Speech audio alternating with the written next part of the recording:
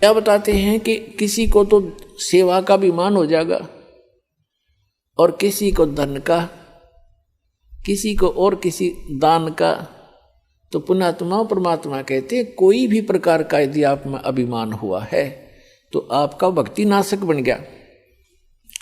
तन मन दिया तो भला किया, सिर का दासी भार, और जय कभी ये कह दिया कि मैंने इतना दान कर दिया तो बहुत सह सिर मार, वो दान तो नष्ट हो ही हो गया और भक्ति हीन भी हो गया। तो कैसे पुण्यात्माओं, जब तक आप जी को ये अध्यात्म ज्ञान नहीं होगा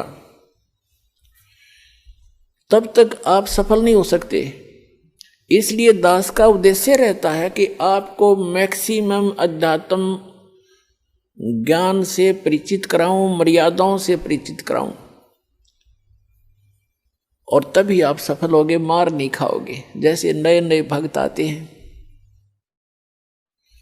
वो क्या कहते हैं, जैसे उनको दान धर्म करने के लिए प्रेरित किया जाता है जो उनके हित में होता है।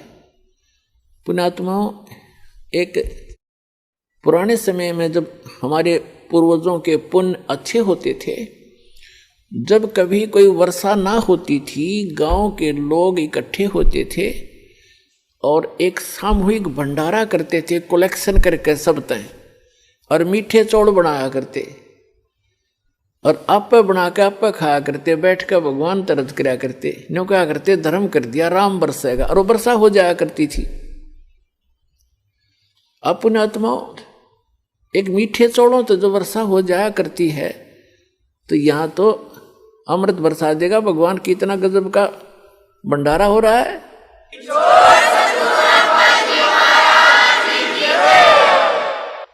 एक भक्त के साथ दो भक्त और व्यक्ति आगे आम जैसे सत्संग में आम अलाउड करते हैं, आ जाओ भाई, आज सत्संग भी सुन लेंगे। तो उन्होंने देखा यहाँ जहाँ भी सत्संग हमारा चल रहा है कि क्या करते हैं, गरम गरम चाय की टैंकी भरी है और गर्मियों के दिन में कहीं नींबुओं के टोकरी की टोकरी भरी है, चीनी की बोरी खोल रखी है, और भगत काटे नींबू बिलाओ, पानी बनाओ, सेकंड गुट गुट पियो, कोई खाना खा रहा है, कोई दूध पी रहा है, कहीं हलवा मिल रहा है। तो उन दोनों में से जो नए आए थे उनमें से एक कहने लगा, बोला भाई गांव में न्यू कर वहां पर राम उतर रहा है, बोला राम आ रहा है, भगवान उतर रहा है। वो दूसरा बुद्धिमान था, वो कहने लगा रहा ऐसा धर्म जहां पर हो, ऐसा धर्म हो रहा हो, वहां तो राम ना उतर रहा हो तो उतर जा।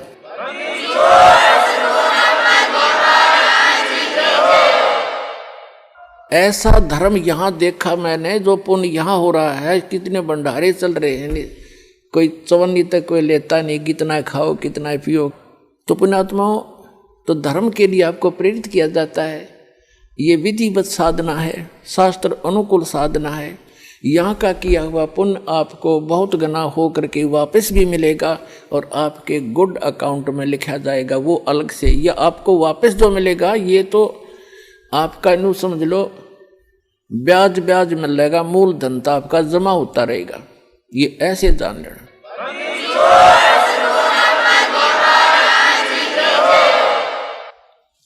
तो जैसे हम दान धर्म के लिए प्रेरित करते हैं, कहते धर्म तो दसके नहीं दसके तीनों लोक, और खैर आए तुम्हें खैर है कि जय तंपोख, धर्म का नाश नहीं होता। पुण्यात्माओं, एक दिन ये तीनों लोकों का भी नाश होगा, लेकिन आपका किया हुआ पुण्य वो कभी नाश नहीं होगा, आपके साथ सदा बना रहेगा। कहते धर्म तो धसके नहीं, धसके माने धर्म का नाश नहीं होता, तो धसके तीनों लोग और खैरायत में खैर है। खैरायत माने दान करण में ही आपकी खैर है, सुरक्षा है। और कीजिए आत्म पोख। अब यहाँ कोई भी भक्त आता है, खाना खाने नहीं आता, वो तो परमात्मा की महिमा सुनने आता है। और ऐसे साधु भाव में कोई भी आवेगा, यहाँ कोई आदमी नहीं आ सकता, किसी के पास आज समय नहीं है जो वैसे यहाँ जाए। वो परमात्मा की एक प्यारी आत्मा आता है, चाहे उसने वो नाम नहीं भी लिया है, ना लेना चाहता, यहाँ आने वाला व्यक्ति उस परमात्मा का एक VIP समझ लो, उस भगवान की एक प्यारी आत्मा है। कुछ दिनों में समझ में आ जाएगी, उसका नाम भी ले लेगा। तो यहाँ भगत भगवान के लिए आया है, ना कि खाने के लिए। और ऐसे भगत को यहाँ खाना खिलाना, उसको भोजन में सहयोग देना भंडारे में, इसके पुण्य की कोई गिनती नहीं।